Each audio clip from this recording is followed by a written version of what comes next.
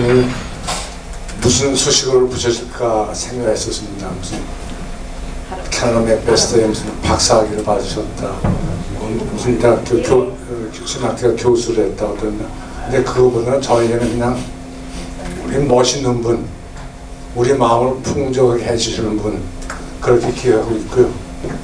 1년 전에 코로나 때문에 우리가 얻은 것과 잃은 것이라고 만나지 못했지만 강의를 하신지 1년 만에 또 내가 또 기억게 해드리고 있습니다.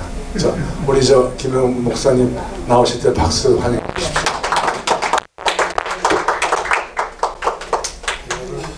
여기 이거로 있어. 오케이.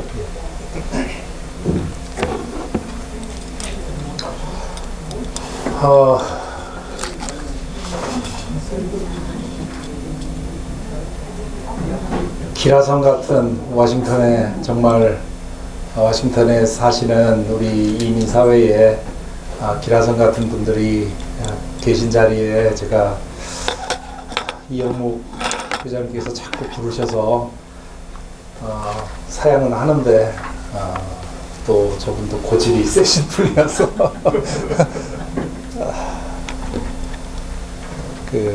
사양하지 못하고 이 자리에 오게 되었습니다. 스피커가 이게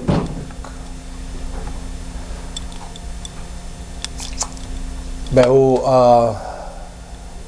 제가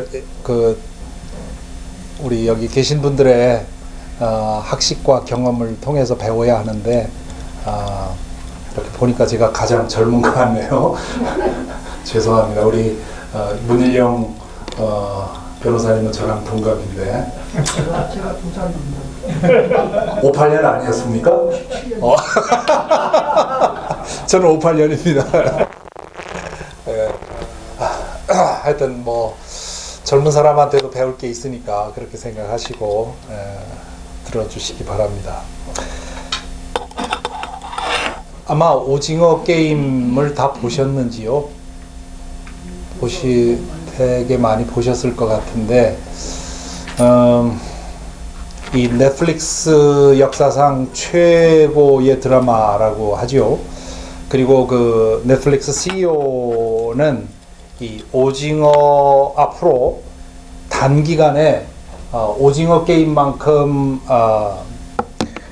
인기를 능가할 작품은 나오기 힘들 거다, 이제 그렇게 얘기를 했습니다. 그리고 단기간에 이 전 세계에 넷플릭스 드라마 1위가 되는 바람에 소위 K 컬처를 전 세계에 알리는, 그래서 그 드라마에 나오는 게임들, 딱지치기, 무궁화 꽃이 피었습니다, 달고나 뽑기, 줄다리기, 구슬치기, 징검다리 건너기, 오징어 게임, 이런 것들을 세계에 알리는 그런 계기가 됐죠. 그래서 이 지역도 그랬고 뉴욕도 그랬고 한인이 운영하는 과자점에서 달고나를 아무리 만들어도 될 수 없을 만큼 그렇게 한때 달고나가 인기를 끌었고요.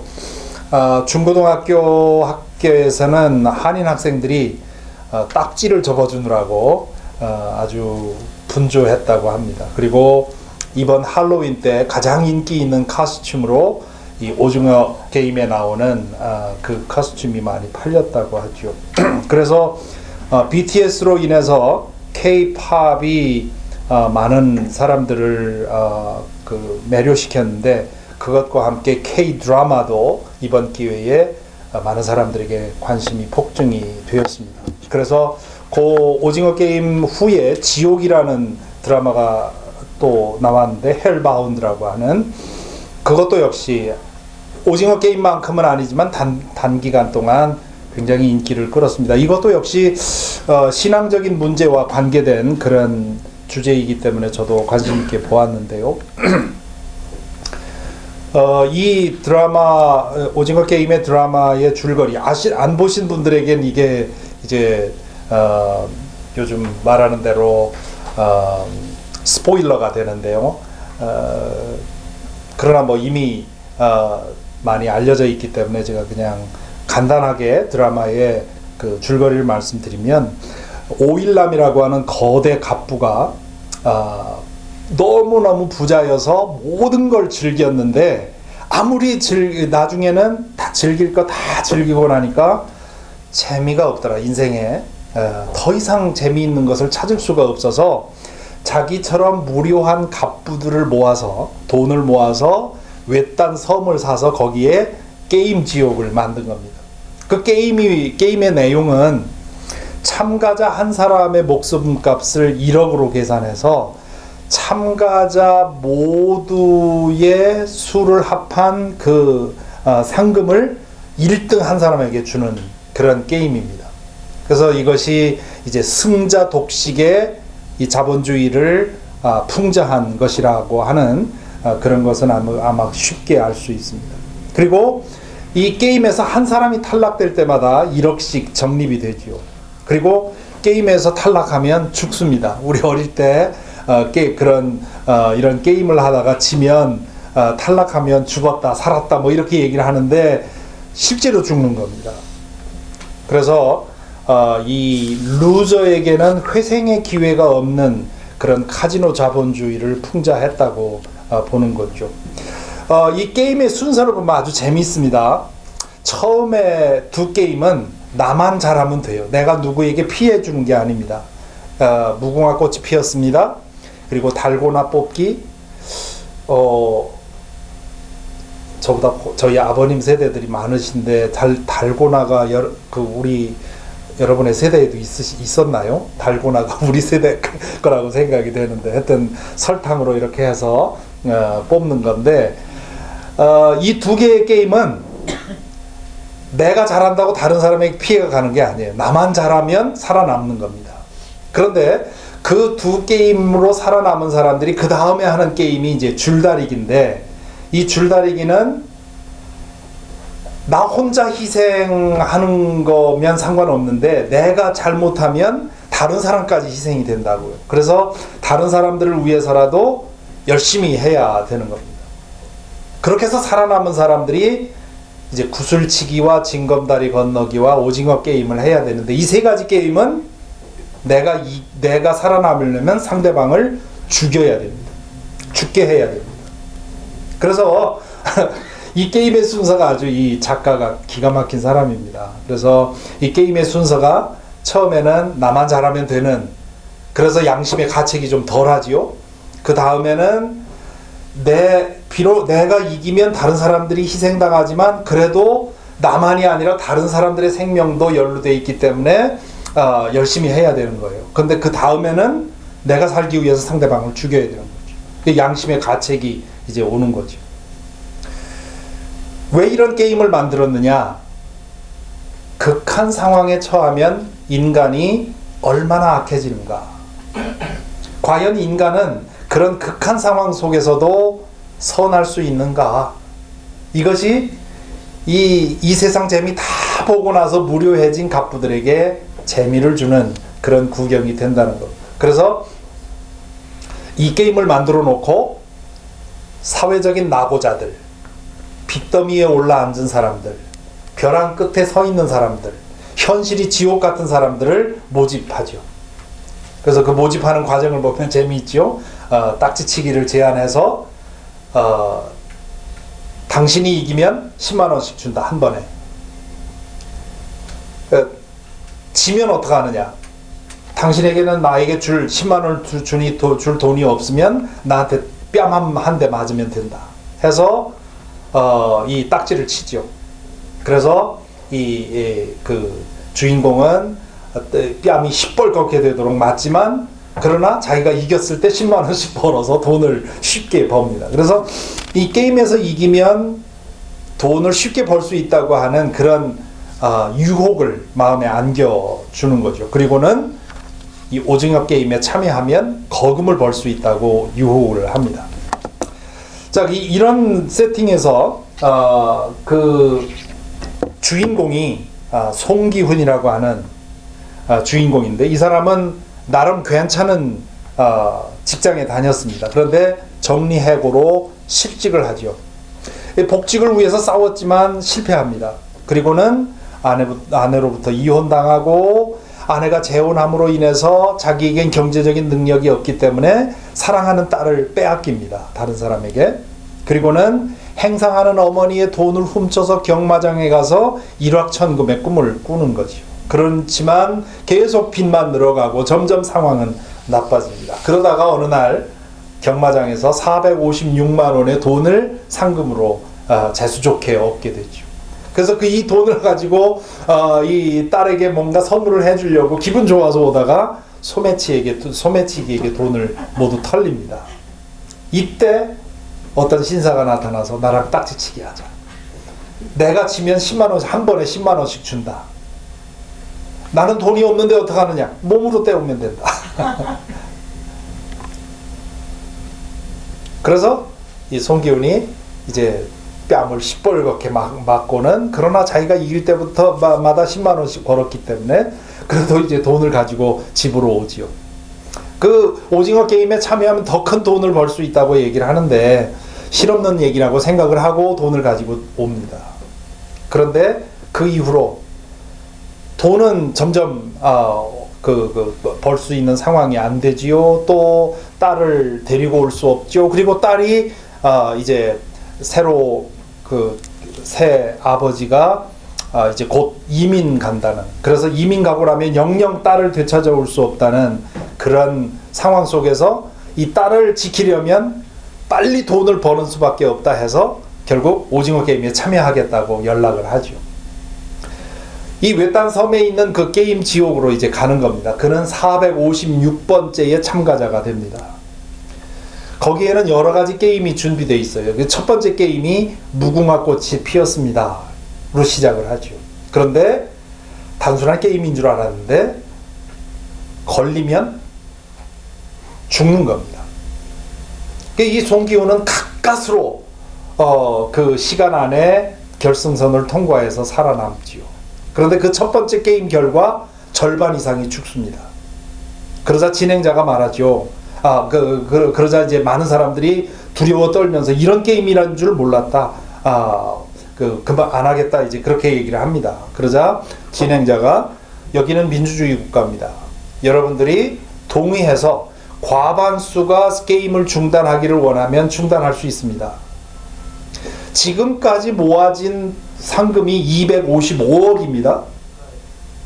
255억을 포기하고 나갈지 아니면 계속 그 게임을 할지 여러분이 선택하십시오. 이렇게 얘기를 합니다. 그러자 절반의 사람들이 나가봐야 희망은 없고 255억이라고 하는 엄청난 금액이 모였는데 끝까지 해보겠다. 그렇게 얘기를 하고, 또 나머지 절반의 사람들은 이런 줄 몰랐다 해서 이제 반대를 하지요. 가까스로 한 표 차이로 중단하는 것으로 결정을 하게 됩니다. 그래서 집으로 다시 돌아옵니다. 그런데 집에 돌아오니까 어머니는 병에 걸려 병원에 입원했지요. 전처에게 찾아가서 제발 돈 좀 빌려달라고 하는데 없다고 문전박대당합니다.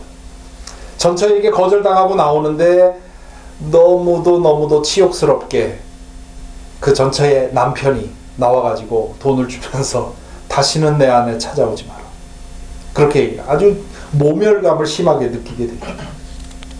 그래서 송기훈은 다시 연락을 합니다. 게임 다시 시작하겠다. 결국 게임은 다시 시작되었고 한 게임 송기훈은 간신히 이겨 나가게 됩니다. 그리고는 마지막 오징어 게임에서 상대방을 죽여야만 이제 그 456억을 타게 되는 건데, 그때 동네 형 상우라고 하는 동네 형을 만나죠. 둘이 오징어 게임에서 다투다가 결국은 기훈이 이깁니다. 그래서 칼로 상우를 찔러야 하는데 도저히 찌르지 못하고 칼을 뒀습니다. 그러자 그 동네형 상훈이 자기 스스로 목을 찔러서 자살을 하죠. 그래서 이 기훈이 주인공이 456억의 승자가 됩니다. 그래서 이제 집으로 돌아옵니다. 하지만 이 기훈은 너무도 충격을 받았기 때문에 그 많은 사람들의 생명값인 456억을 쓸 수가 없는 겁니다.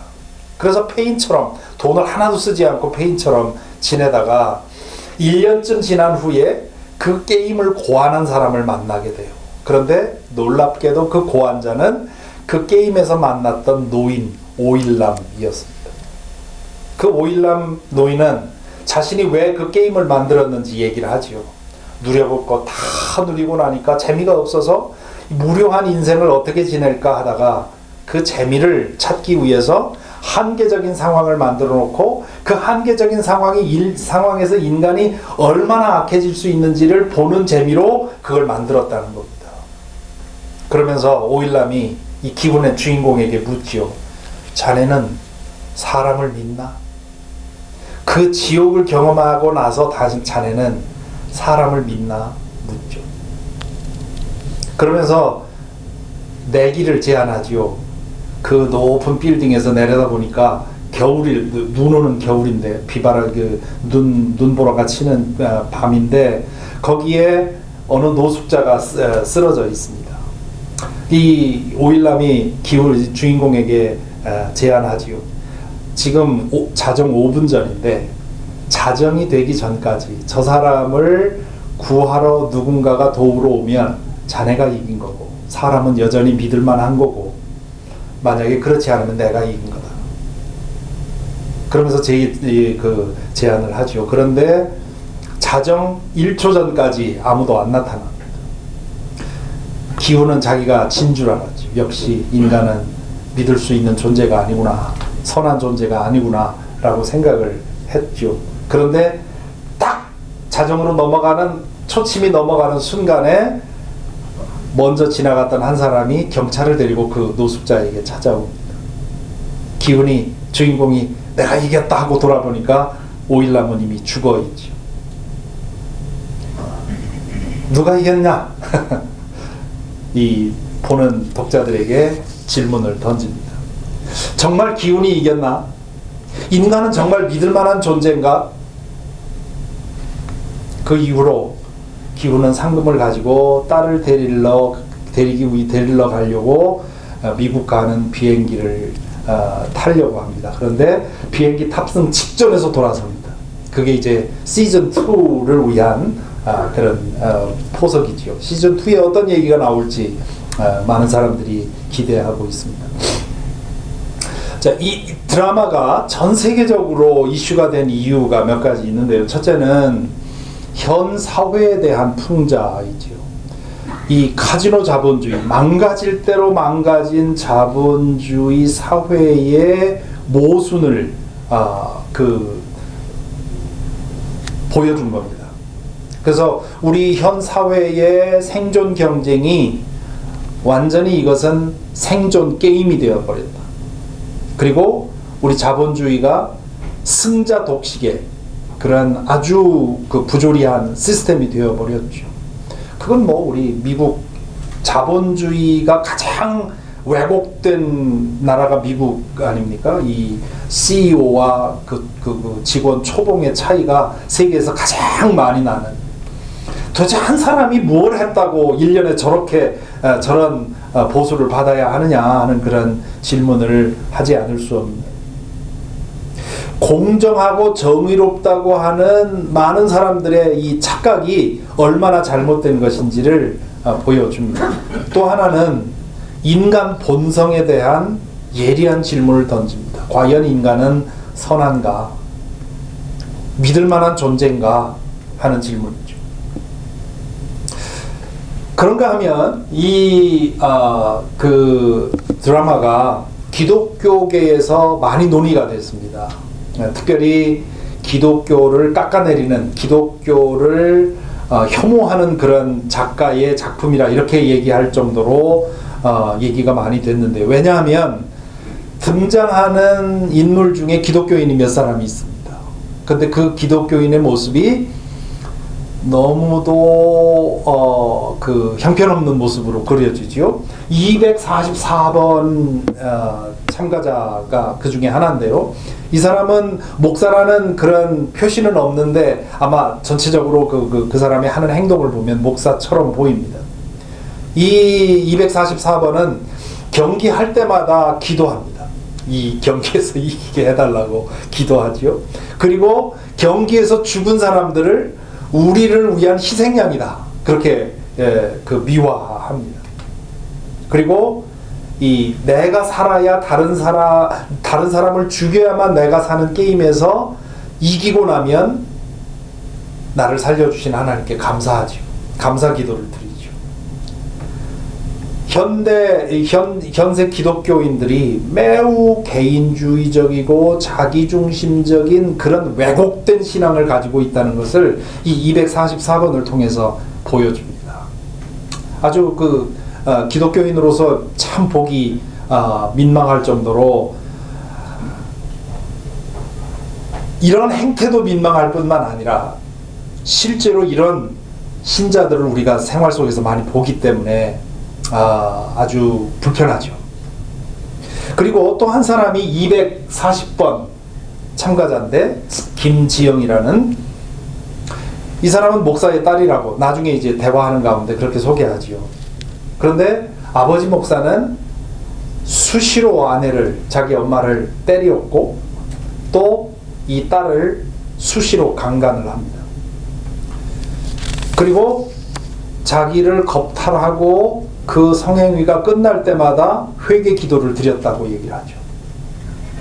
그리고 마침내 목사 아버지는 엄마와 싸우다가 칼로 찔러 죽게 했는데 아내의 목숨이 끊어지는 것을 보고는 그때는 회개 기도 안 하더라 그렇게 얘기를 합니다. 결국 이 지영이는 아버지를 죽이고 감옥을 갔다 와서 더 이상 어찌할 수 없다 보니까 이제 이 오징어 게임에 온 겁니다.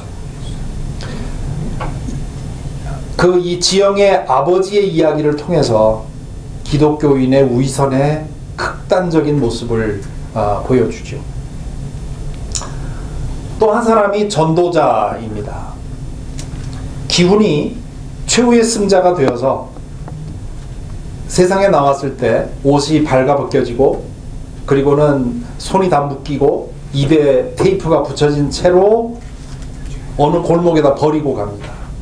근데 그때 이 전도자가 그 옆을 지나가요. 그리고는 이 사람이 그 기훈에게 다가가서는 안대를 벗겨주고는 예수 믿으세요 라고 말합니다. 괜찮으세요? 어디가 아프세요? 왜 이러세요? 왜 무엇이 필요하세요? 이런 질문이 아니라 예수 믿으세요. 이 사람은 예수천당 불신지옥 팻말을 들고 다니면서 전도하는 사람이에요. 인간의 곤경에 대해서 무심하고 교리만 부르짖는 그런 기독교인을 풍자했다고 볼 수 있죠. 그래서 이 세 등장인물은 기독교를, 특별히 개신교를 아주 부정적으로 그려놓고 있습니다. 그래서 일부 기독교인들은 이 오징어 게임이 기독교를 헐뜯는 드라마다 이렇게 평가하기도 하죠. 이 드라마를 만든 사람이 황동협이라는 분인데요. 서울대학교에서 공부하고 그 후에 이제 감독으로서 그동안에 이분이 만든 작품 아주 많은 사람들에게 그 성공한 영화 감독으로서 성공한 작품은 도가니, 공지영 씨의 소설 도가니, 그리고 수상한 그녀, 나이든 그런 할머니가 젊은 여자로 변해서 뭐 하는, 그리고 남한산성, 아주 굉장히 많은 그 1000만이 넘는 그런 수작이죠. 근데 이 세 가지 작품 중에 도가니는 혹시 여러분 뭐 그 소설을 읽어보셨는지 모르겠습니다만 공지영 작가의 원작 소설을 영화로 만든 건데 그 사건이 광주 인화학교의 사건을 다룬 그런 그러니까 실화를 바탕으로 한 소설인데요. 그 내용은 뭐냐면 기독교 계통에서 만든 인화학교에서 교사들이 그 장애인들을 성폭행하고 학대하고 은폐하는 사건, 그것을 한 여성 그 교사가 그 은폐된 그 악을 이제 들춰내는 그런 이야기입니다. 그래서 이 도가니와 연결해 볼 때 이 황동혁 감독이 기독교에 대해서 비판적인 시각을 가지고 있는 것은 뭐 부정할 수 없는 일인 것 같습니다. 이 일반적으로 기독교에 대해서 부정적인 시각을 갖고 기독교인들을 조롱하는 그런 어떤 것을 자주 사용을 하는데요. 하지만 이것은 황동혁 감독만의 문제는 아닙니다. 최근의 드라마와 영화에서 기독교인들을 부정적으로 그리는 것은 단골 메뉴가 되었습니다. 이게 이제 개신교의 어떤 딜레마인데요. 왜냐하면 기독교인들을 조금 미화하면 종교 편향적이라고 해서 엄청난 항의가 들어옵니다. 반면에 기독교인을 부정적으로 그리고 조롱하면 많은 사람들이 해소감을 느낍니다. 이게 불교와 가톨릭이랑은 다른 점인데요. 불교와 가톨릭은 그 성당에 가서 기도하고 뭐 하는 장면을 하거나 혹은 어떤 사람이 이제 그 불당에 가서 참여를 하면서 자기 자신을 수양하는 이런 과정은 아주 좋게 그리거든요. 그리고 거기에 대해서는 거부감이 없어요. 그런데 기독교인들이 뭐 새벽 기도를 나간다든가, 그 주인공이 아주 선한 사람인데 이 사람이 새벽 기도를 나간다든가, 뭐 이런 그림을 그리면 금방 시청자들이 항의를 하죠. 그래서 아직도 개신교는 한국 문화의 이질적이라는 겁니다. 그리고 반대로 뒤집어 말하면 기독교인들이 세상에 부정적으로 비치고 있다 하는 얘기도 할 수 있고요. 그래서 뭐 이런 드라마를 보면서 그런 질문을 해봤어요. 저 스스로에게. 만일 그리스도인들이 이 게임 지옥에 갔다면 정말 그리스도인답게 사는 사람이라면 어떻게 행동해야 했을까? 질문을 해봤습니다. 저 스스로.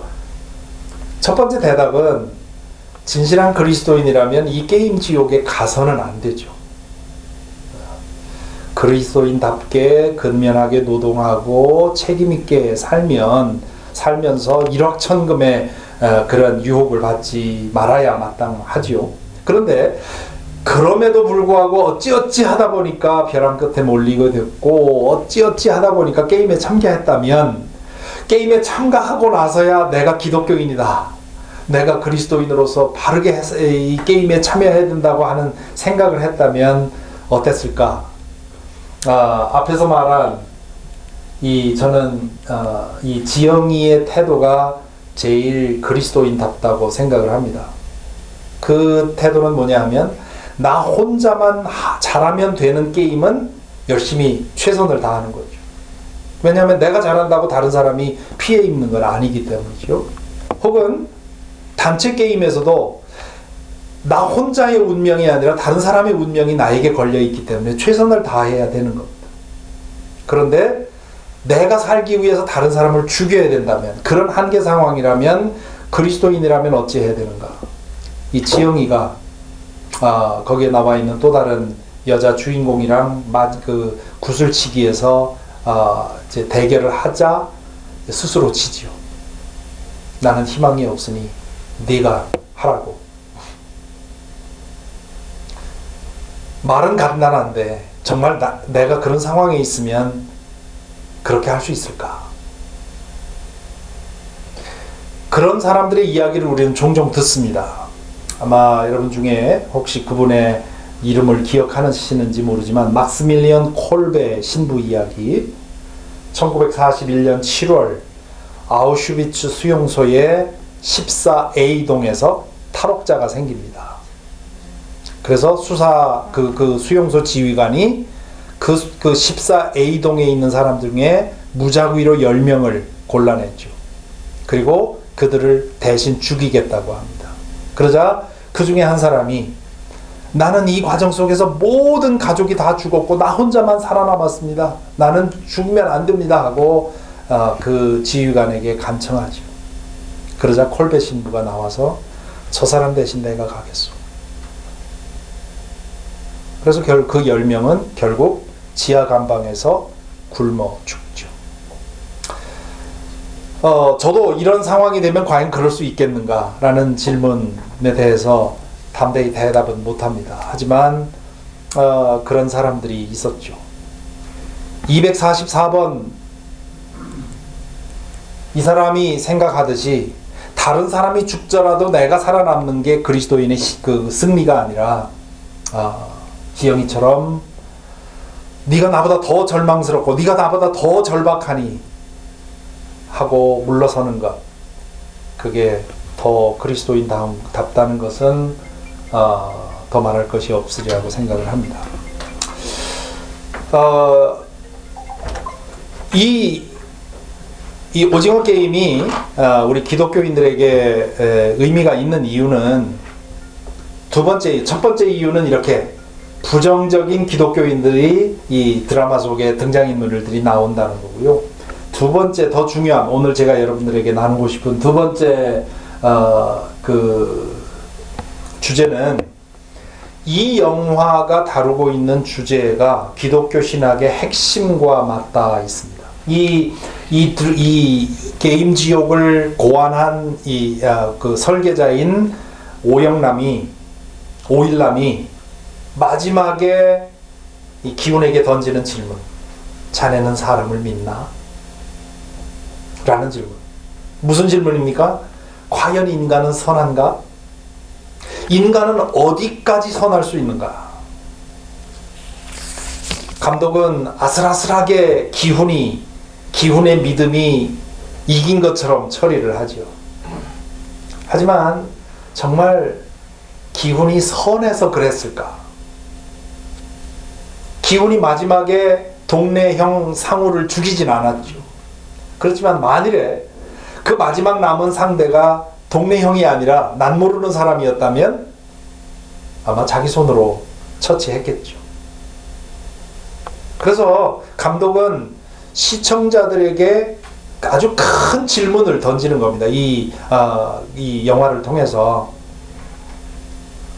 좋은 작품은 답을 주는 것이 아닙니다.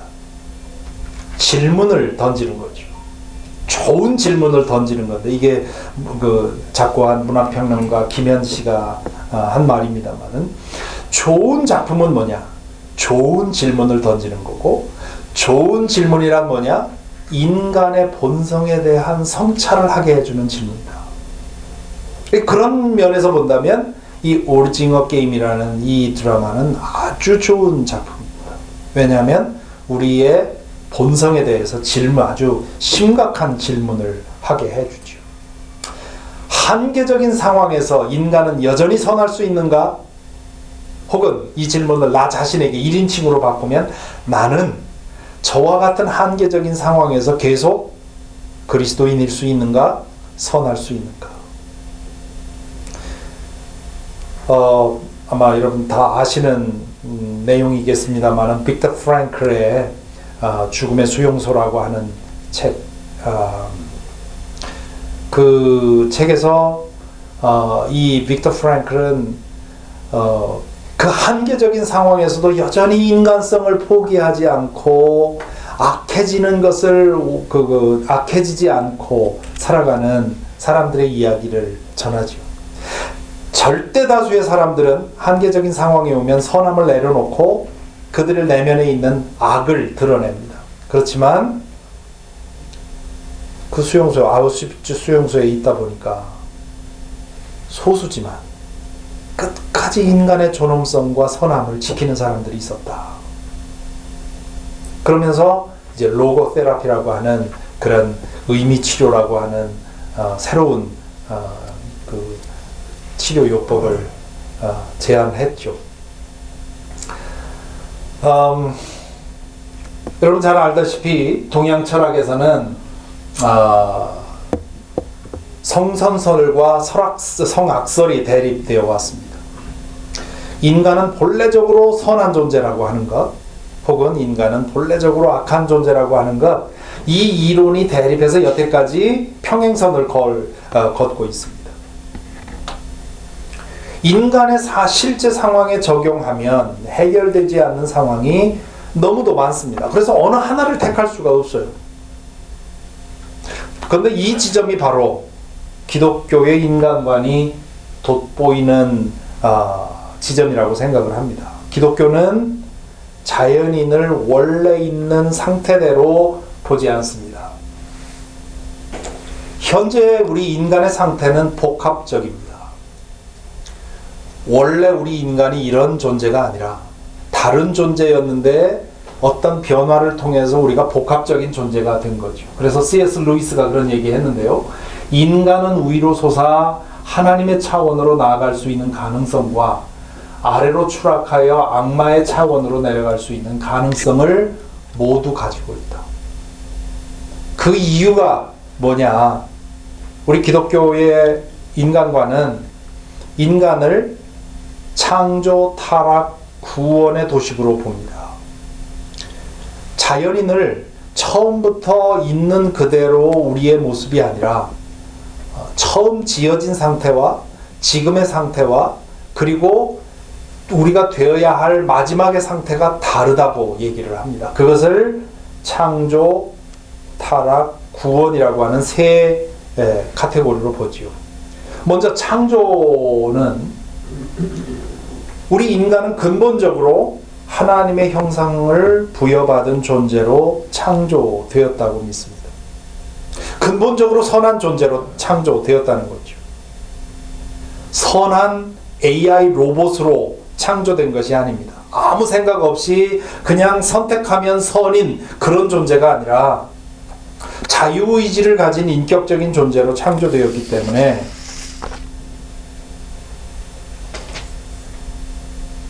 타락의 가능성이 100% 열려 있는 겁니다.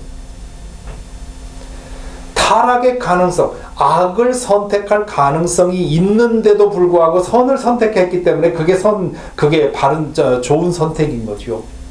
나는 아무런 판단이나 선택과 고민 없이 그냥 무심코 그렇게 되는 것은 그것은 AI 로봇이라고 할 수 있습니다. 그래서 인간에게는 자유의지와 타락의 가능성이 주어져 있었는데 원래 타락하기 전의 인간은 악의 가능성에 100% 열려 있었지만 그러나 그 악을 선택하지 않을 능력도 100% 있었던 거죠. 그런 인간이 타락했다고 하는 것이 기독교 사상의 증언입니다. 선하게 창조된 인간이 타락을 선택한 겁니다. 그로 인해서 우리에게 부여된 하나님의 형상이 파손되었고 낙원을 상실했습니다. 그로 인해서 인간 존재 안에 선한 본성과 죄성, 악의 본성이 함께 뒤섞여 있다는 것이죠. 인간에게는 선에 대한 기억도 있습니다. 선에 대한 의지도 있죠. 선에 대한 감각도 있습니다. 하지만 언제나 선을 선택할 의지가 손상 입은 겁니다. 그것이 자연인의 상태지요.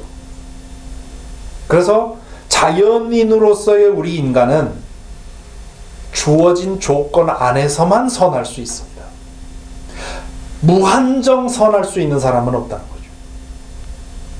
로마서 7장 이 바울의 자기 성찰 매우 이 대목에서 볼만한데요. 로마서 7장에 그 바울 사도가 자기 자신을 돌아보면서 한 고백이 있습니다. 18절에 보면 나는 내 속에 곧 내 육신 속에 선한 것들이 깃들여 있지 않다는 것을 압니다. 나는 선을 행하려는 의지는 있으나 그것을 실행하지는 않으니 말입니다. 선에 대한 감각도 있고 선에 대한 기억도 있고 선을 행하고자 하는 그 욕망도 있습니다. 그런데 그것을 행하려는 의지가 우리의 그 원죄로 인해서 손상됐다는 거죠. 21절, 23절에 또 이렇게 말합니다. 여기서 나는 법칙 하나를 발견하였습니다. 곧 나는 선을 행하려고 하는데 그러한 나에게 악이 붙어 있다는 것입니다. 나는 속사람으로는 하나님의 법을 즐거워하나 내 지체에는 다른 법이 있어서 내 마음의 법과 맞서서 싸우며 내 지체에 있는 죄의 법에 나를 포로로 만드는 것을 봅니다. 그러면서 24절에 나는 비참한 사람입니다. 누가 이 죽음의 몸에서 나를 건져주겠습니까? 이것이 바울 사도가 자신의 본성을 관찰하면서 한 고백입니다. 그래서 이제 세 번째는 구원입니다. 과연 인간은 그러면 이 상태, 이 뒤섞여 있어서 선을 행하기를 원하지만 행하지 못하는 그런 상태, 그렇기 때문에 아주 가끔 가다가 끝까지 선해지기 위해서 몸부림치는 그런 사람 한두 사람 보는 것으로 만족할 수밖에 없느냐? 그렇지 않다는 것이 기독교 복음의 내용입니다. 복음이라고 하는 것은 하나님께서 인류를 죄와 그로 인한 불행한 운명으로부터 구원하기 위해서 당신의 아들을 보내주셨다고 하는 소식이죠. 믿음이라고 하는 건 뭐냐 하면 이 복음의 사실을 인정하는 겁니다. 예수 그리스도께서 나의 죄의 문제를 해결하기 위해서 죽으셨다고 하는 것을 받아들이는 것. 그렇게 되면 나의 지은 죄와 그 죄에 대한 대가를 해결받습니다. 그리고 두 번째는 예수님을 하나님의 아들 예수 그리스도와 인격적인 관계를 가집니다. 그렇게 되면 우리의 내면을 오염시키고 있는 죄성으로부터 치유받게 되죠. 죄성의 노예됨으로부터 해방이 됩니다. 그래서 이 믿음을 통해서 일어나는 일을 기독교에서는 세 가지 말로 설명합니다. 칭의, 처음은 이것은 믿음을 통해서 지은 죄에 대해서 해결받고 하나님 앞에 의롭다고 인정받는 과정입니다. 두 번째, 성화는 예수 그리스도와의 인격적인 그런 교제를 통해서 우리의 죄된, 우리의 그 치명타를 입은 선을 향한 의지가 회복되는 것이죠. 그래서 우리가 거룩해지는 거고요. 영화, 마지막으로 glorification이라고 하는 것은 하나님 나라에서 우리의 잃어버린 하나님의 형상이 회복이 되는 거예요. 그래서 justification, sanctification, glorification이라고 하는 세 가지 말로 믿음 안에서 우리에게 일어나는 일을 설명을 합니다.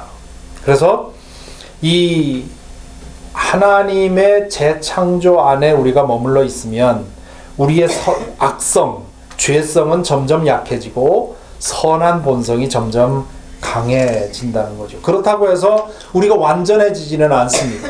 완전해지는 것은 glorification, 마지막에 하나님 나라에서 있는 일이고, 우리가 이 땅에서는 악을 선택할 가능성이 점점 줄어드는 것이죠. 그래서 거기에 대해서 바울 사도가 또 한 얘기를 좀 읽어보면 좋겠는데, 7장 25절에 보면 우리 주 예수 그리스도를 통하여 나를 건져주신 하나님께 감사드립니다. 로마서 8장 1절에 보면 그러므로 그리스도 예수 안에 있는 사람들은 정죄를 받지 않습니다. 그것은 그리스도 예수 안에서 생명을 누리게 하는 성령의 법이 당신을 죄와 죽음의 법에서 해방하여 주었기 때문입니다. 로마서 6장 22절에서는 이제 여러분은 죄에서 해방받고 하나님의 종이 되어서 거룩함에 이르는 삶의 열매를 맺고 있습니다. 그 마지막은 영원한 생명입니다. 그렇기 때문에 기독교는 자연인에게서는 희망을 보지 못합니다. 자연인에 대한 하나님의 트랜스포메이션, 변화에서 희망을 보는 거죠. 그러므로 이 오일남이 이 영화를 통해서 우리에게 던진 질문, 자네는 사람을 믿나? 라는 질문에 대해서 기독교의 대답은 우리는 사람을 믿지 않습니다.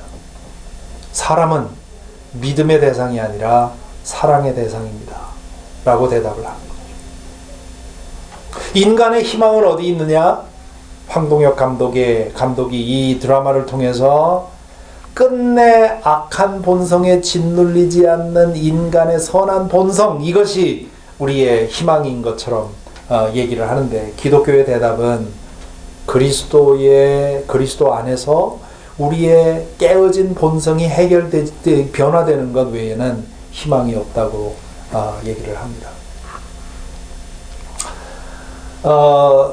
이 이야기와 더불어서 한 가지 더 말씀 나누고 싶은 것은 욥기입니다.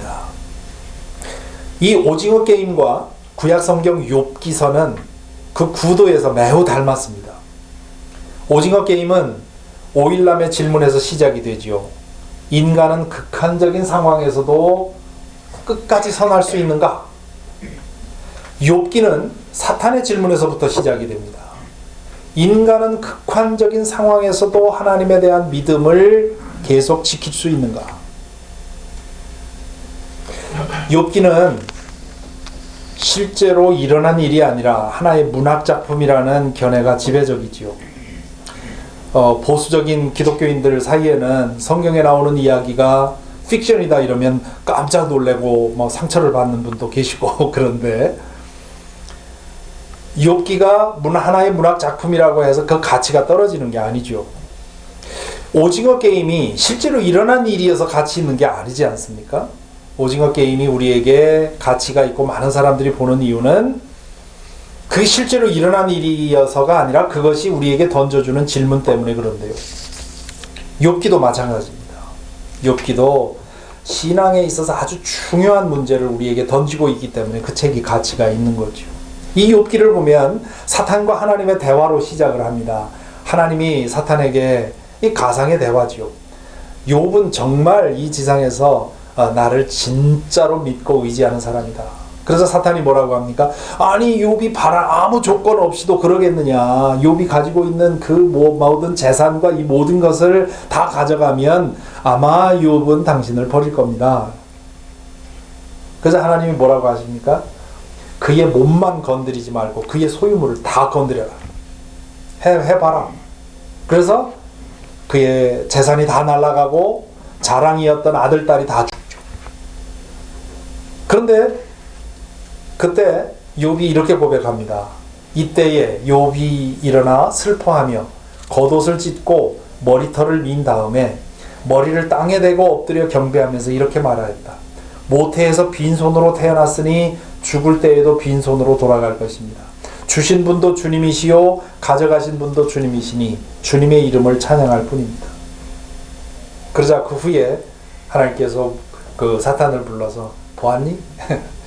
내 종 욥이 얼마나 대단한 사람인지 봤니? 그래서 사탄이 뭐라고 합니까? 지금 소유물만 없어져서 저러지 만약에 그의 몸에 무슨 일이 일어나면 달라질 겁니다. 그래? 그러면 그의 생명만 건들지 말고 그의 몸을 한번 건드려봐라. 그래서 욥은 온몸에 종기가 나서 한순간도 쉴 수 없는 지독한 그 통증에 시달리게 되죠.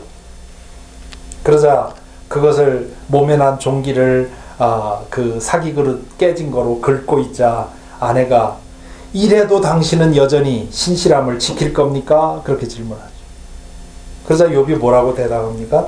우리가 누리는 복도 하나님께로부터 받았는데 어찌 재앙이라고 해서 못 받는다 하겠소? 자, 여기까지는 하나님이 이긴 것 같아요. 그런데 욥기 3장 이후로 나오는 세 친구와의 대화를 보면 욥은 하나님에 대한 불신과 분노와 회의를 드러냅니다. 그 욥이 세 친구와 하는 대화를 보면 불신의 경계선으로 넘어갈 것 같아요. 사탄이 이길 것처럼 보입니다. 이 과정을 통해서 우리는 인간은 한계적인 상황에 부딪히면 믿음을 지키기 어렵다고 합니다. 인간이 가지고 있는 신실함, faithfulness, 거기에 희망을 둘 수 없다고 합니다. 선함에 있어서만이 아니라 신앙에 있어서도 사람은 믿을 수 없다고 하는 것을 여기서 볼 수가 있습니다. 조건이 갖추어진 상태에서만 우리는 좋은 신앙인들입니다.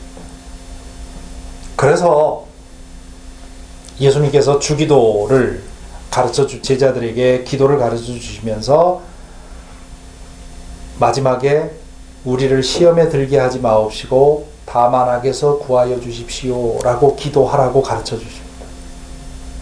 이 기도가 뭡니까? 믿음을 흔드는 시험은 얼마든지 언제나 일어날 수 있고, 그리고 우리의 인간적인 힘만으로는 때로 그 믿음의 시험을 이길 수 없다고 하는, 그러므로 그 시험에 들지 않게 기도하라고 하는 그런 기도를 가르쳐 주시죠. 그러면 희망이 없는가? 욥이 믿음을 되찾게 된 계기는 뭡니까? 그렇게 하나님에게 계속 분노를 퍼붓다가 38장부터 41장까지 하나님이 나타나셔서 이 욥에게 그 말씀을 하십니다. 하나님이 얼마나 높은 분이고 인간이 하나님 앞에 얼마나 초라한 존재인지를 계속 말씀을 하시죠. 그러자 그 후에 마지막에 욥이 이렇게 고백합니다. 주님이 어떤 분이시라는 것을 지금까지는 제가 귀로만 들었습니다. 그러나 이제는 제가 제 눈으로 주님을 뵙습니다. 그러므로 저는 제 주장을 거두어 드리고 티끌과 잿더미 위에 앉아서 회개합니다. 인간이 끝까지 선하게 살 수 있는 가능성은 하나님에 의해서 변화될 때 가능하다 하는 것이 오징어 게임에 대한 기독교의 대답이라면, 인간이 끝까지 믿음을 지킬 수 있는 가능성은 하나님을 인격적으로 만날 때에만 가능하다는 것이 욥기의 또 다른 메시지라고 할 수 있습니다. 변화받지 못한 인간의 선함은 믿지 못한다. 체험 없는 믿음은 위태롭다 하는 것이 이 두 작품을 통해서 우리가 보게 되는 것이죠. 마지막으로 결론적으로 말씀을 드리면, 이 오징어 게임은 등장인물을 통해서 반기독교적인 인상을 주었지만 기독교 사상에 대해서 깊이 생각해 볼 수 있는 계기를 마련해 주었습니다. 인간의 본성에 대한 세속적인 견해와 기독교 사상이 어떻게 다른지를 생각하게 만들어 주었죠. 그런 점에서 이 드라마는 탁월한 작품입니다. 문학평론가 황현산 교수의 정의에 의하면 인간이 처한 현실을 극단적인 방식으로 그려줌으로써 자신을 보게 해주는 것, 그것이 문학의 예술의 기능이라고 했습니다. 이런 점에서 본다면 욥기나 오징어 게임은 아주 훌륭한 그런 예술, 훌륭한 문학 작품이라고 할 수 있습니다. 오징어 게임은 우리에게 좋은 질문을 던져 주었습니다. 과연 인간은 믿을 만한 존재인가? 이것에 대한 기독교의 대답은 인간은 믿음의 대상이 아니다. 사랑의 대상일 뿐이다. 왜냐하면 연약하기 때문에. 그러므로 나도 나의 선함에 대해서 믿어서는 안 되는 겁니다. 지금은 선할 수 있지만 언제든지 약할 수 있다는 사실을 인정하고 겸손히 행해야 하는 것이고요. 욥기의 질문은 과연 인간은 한계적인 상황에서도 하나님을 믿을 수 있는가? 여기에 대한 기독교의 대답은 인간의 신실함은 한계적인 상황에서 얼마든지 깨져나갈 수 있습니다. 그동안 제가 목회하면서 보아온 사람들, 여러 사람들을 통해서 그런 것을 보았습니다만, 인간적인 능력으로는 그럴 수 없다는 사실을 인정하고 예수님께서 가르쳐 주신 것처럼 시험에 들게 하지 마옵시고 다만 악에서 구하옵소서, 겸손히 하나님의 능력을 구하며 하나님 안에 살아갈 때 혹시 한계적인 상황에 부딪히더라도 불신의 경계선으로 넘어가지 않을 수 있는 그런 않을 수 있으리라고 생각을 합니다. 긴 얘기를 들어주셔서 감사합니다. 여기까지가 제 강의고요. 혹시 질문 있으시면